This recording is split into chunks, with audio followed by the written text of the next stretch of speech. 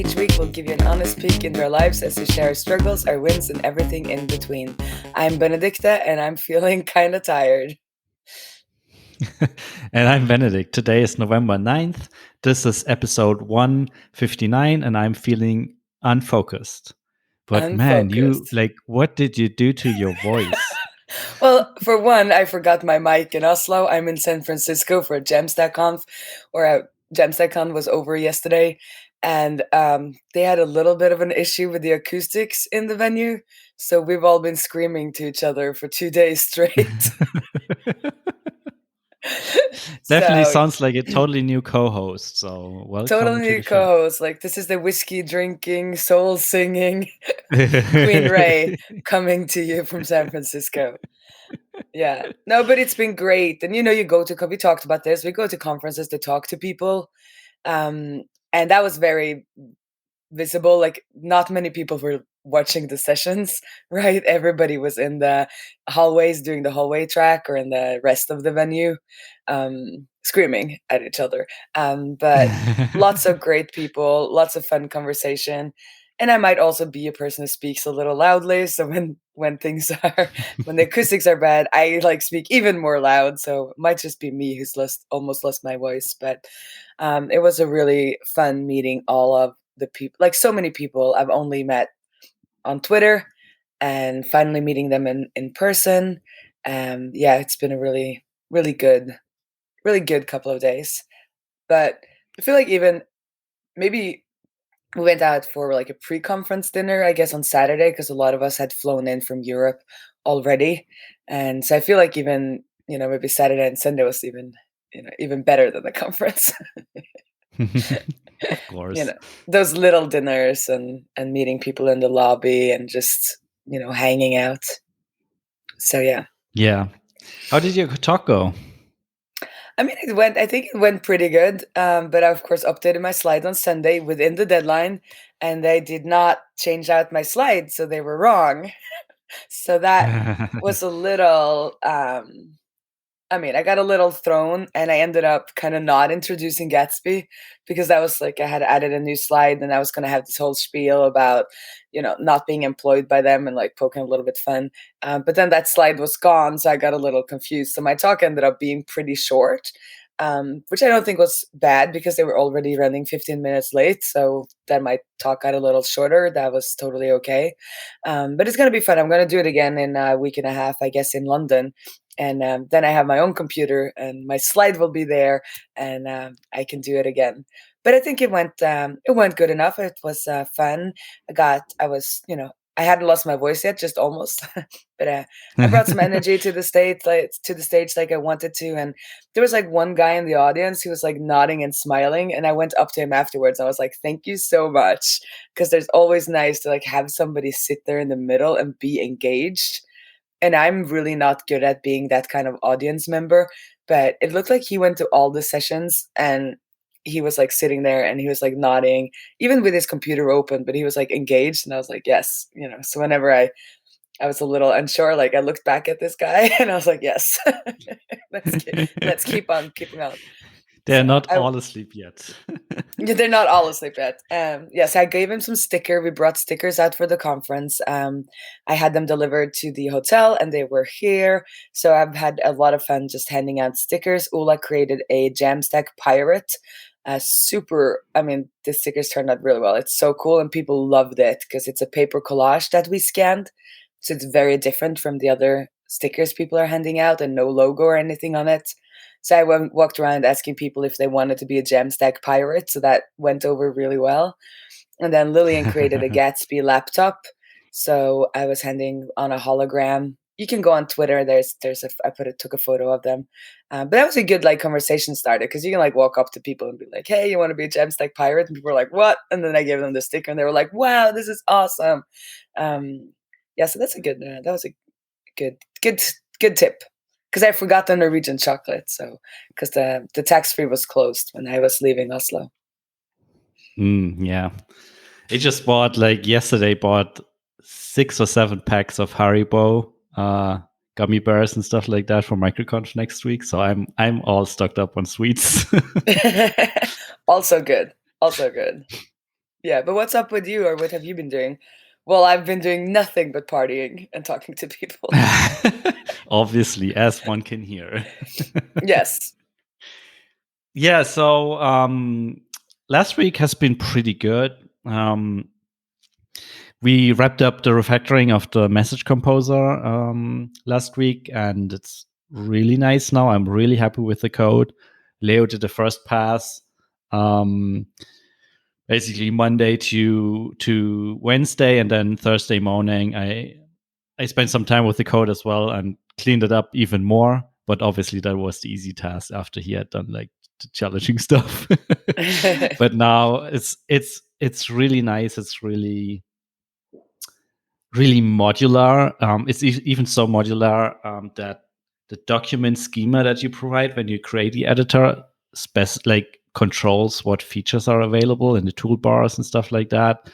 So, for example, for messages, we have the full schema, but for example, for our form submission confirmation pages, we only allow like headlines and a little bit of text and no images and stuff like that. So the image upload buttons aren't there anymore and stuff like that. So it's really nice.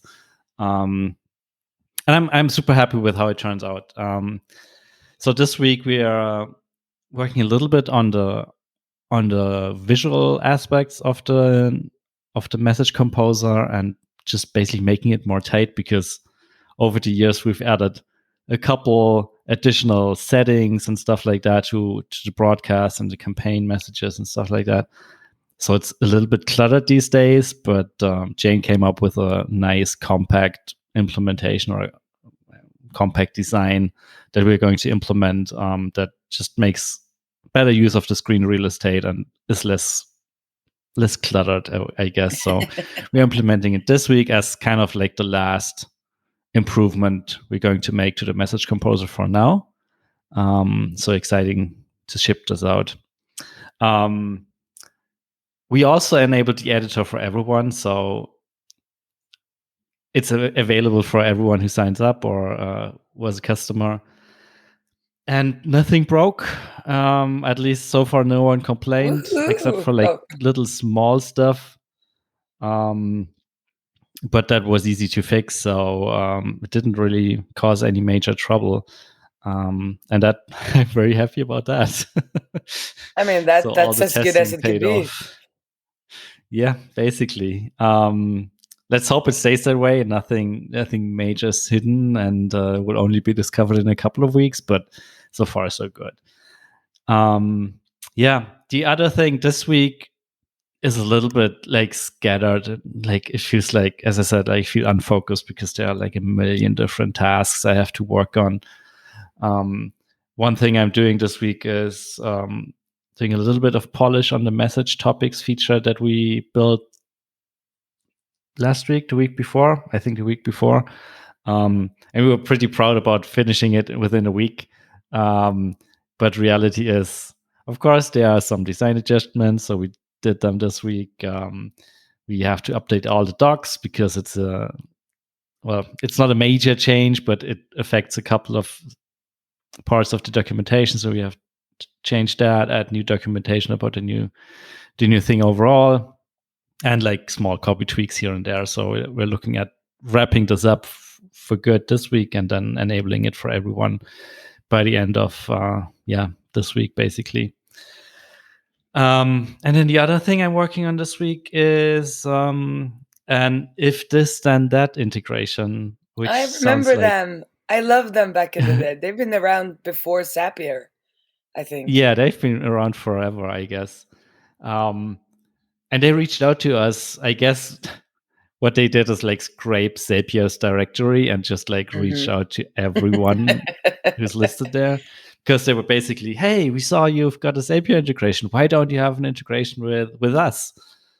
And at first we were like, yeah, I don't know, because from their positioning, I always consider them as a more of a B2C tool, because I don't know, you can control your vacuum and I don't know, your microwave and stuff like that. And we didn't really see the point of building a user list integration because yeah, why would we? Like the overlap in audiences isn't that big. But then we figured, hey, maybe we can get listed in their marketplace and get a backlink to the website and stuff like that. So we're basically doing this for the backlink. And I think you'll be And surprised because when it comes to those kinds of integrations, because I've talked to my like accounting company and or accounting software, I'm like, can you please make a Zapier integration? And they're like, what would you need that for? And I'm like, you don't even know what I will be able to, I might not be able to like tell you exactly right now, but like I know there if it's there, I will come up with use cases or I already had some, of course. But it's something that, like when it's there and people see it, like people will make fun stuff or useful stuff. It's like hard to predict if it's gonna be something they use or not with these kind of integrations. yeah, that's true. But still, like I again, like I don't think Didn't you that put the out a audience demo to overlap. Didn't you put out a demo today where like you get a new subscriber and your lights will blink or something? Yeah, that's basically the only use case I could come up with. But that is a When you get a great use new, case. What if you have like a sales team or whatever and they're doing a campaign and you can have a little blinking thing in your office whenever there's a new sign up. yeah, so that's basically the prototype Yeah. implementation. It's not deployed yet. It's just local on my machine, but basically the full stack example of this was connected to Userlist and to my office lights, Philips Hue lights. And whenever a new subscriber is created, the office lights blink, which is kind of fun, but it's a little bit goofy. Yeah, You in the don't think end. whenever there's a new subscriber, people want to turn on their vacuums? Yeah, I mean, could try that as well. No, it will be fun to see, but at least you Anyways, get that backlink, like you said. yeah, I hope we get one. At least that's we asked for one when we started building it. Let's hope we Mhm. get it. But if not, as again, like our Zapier integration is pretty powerful. It does a lot of things, but we decided we're not going to do all of this with if this then that because it's just too much work for probably relatively low reward. So we're only going to use stuff like user first seen in user list, and then maybe user joins a segment or user leaves a segment, because I feel like that's the only three useful things I can come up with that you can connect to other services that are on the platform. Because I don't know, what would you send like all the user data to your vacuum? Does your vacuum need to know the email addresses of all your customers? I don't know. It doesn't make any sense. It So does. we're It keeping it does, super Benedict. simple. It does? Yeah, okay, maybe it Just kidding. does. I'm just Um, kidding. uh, yeah, so that's what I did today. Probably going to wrap it up tomorrow. To not spend a lot of time on it. It's basically like a small fun project in between other stuff. Yeah. And that's about it. Basically wrapping up this week then, and heading to MicroConf next week. You said we won't be recording next week. Yes, we won't be recording next week because I will be too busy talking to people and losing my And then voice. yes, and then the week after you don't have your voice. Yeah, I'm gonna keep working. So what was kind of fun with Jamstack Conf is that two of the people we work with were there. So Cloudinary, who we were helping with their Gatsby plugins, they have a booth. Like they have a booth at all of these conferences, and the two people we are in contact with at Cloudinary were the people manning the booth. So that was really nice. And I Nice. felt like I had a home to Yeah. go back to. Like whenever I was like, oh, I have no friends now, I'm like, okay, I went back to the Cloudinary booth and talked to Colby and Balash. And that was, it's nice to just have somewhere to head back to where you knew there was somebody that you like and that Right. like you, Yeah. a little bit of a home. And then also Seda, who is sponsoring the Prune Follow project, they were there and they didn't get a booth, but their head of product, Alex, walked around with his Seda backpack and like covered it in Seda swag. So he was like a walking Seda booth, which was, I thought that was like a fun solution when they didn't have the booth. So I got to meet and hang out with them as well. And it's always nice to like meet the people you work with in person and get a little bit of more of that connection. And while we Yeah. were hanging out at Jamstack Conf, Sada's engineering team launched the transaction API, which I've been waiting for, because that will solve. Because I import all of your all of the people you follow when you sign up for Prune your follows, and then I want to re-import them and kind of overwrite, but do an upsert and not a complete overwrite, because I save some extra things on the record. And so that was launched yesterday, and I think the SDK version is launched today. So when I have my 3 hour layover in Munich tomorrow, I hope to be able to get that done so we can do a soft launch with a Unfollow Friday campaign on Friday this week. So yeah, I'm Nice. hoping. I played around with it when it was, so I think it's going to be a kind of a quick fix in the code that I already have, and that could be a fun little soft launch, like on the heels of Jamstack Conf. We have something to launch. And then also, interestingly, even though I was like, I'm not going to talk about POW because I don't do anything on POW, but I had a very cool conversation with a new encrypted backend. The backend I'm using is kind of like nothing is happening. The founder is not really focusing on it anymore. So I've been a little wary. I'm a little uncertain about like the future of the product. So I was talking to this guy who's focusing more, I guess, on enterprise and compliance sector. So people who have to comply with HIPAA and like different American laws where you have to encrypt, but they do cover the same kind of needs. And he might be interested in kind of like a DevRel type project, like we're doing with Prune Your Follows. And I find that Mm. with POW, I wouldn't want to have, like female product sponsors, because that would kind of feel like selling out. You're selling people's, you know, selling the encrypted. I don't know. It just feels wrong. But like if I had Yeah. like a sponsored by or powered by the tech that I'm using, like that doesn't feel kind of wrong for my users. It would just benefit them because then I would, have the time to work more on it. So it's very early days, but it was like now that I've done it once, I was like, oh, I can do this again. Like I was like, yeah, we usually do it like so and so. Usually that one time we did it. Um, so I'm gonna follow up with him and see if something comes out of that. So that conferencing, it networking, it helps. It actually works. It actually works. Who knew? Or I guess we Yeah, all knew. We cool. just haven't been able to for such a long time. Yes, it's been a Yes. while. Yeah. And I think in-person conferences, like with the acoustics and stuff, I think a little bit of institutional knowledge about how to do these things were a little lost Right. during the pandemic. But yeah, I'm looking forward to hearing your experience from MicroConf.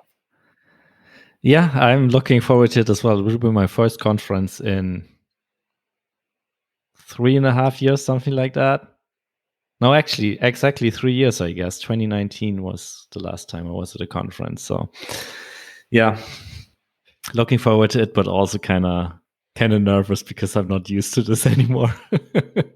You will just walk around like collect your gummy bears and be like, "Here you go, here you go, here you go." Something like that. Yeah. I can be social. I know how to do this.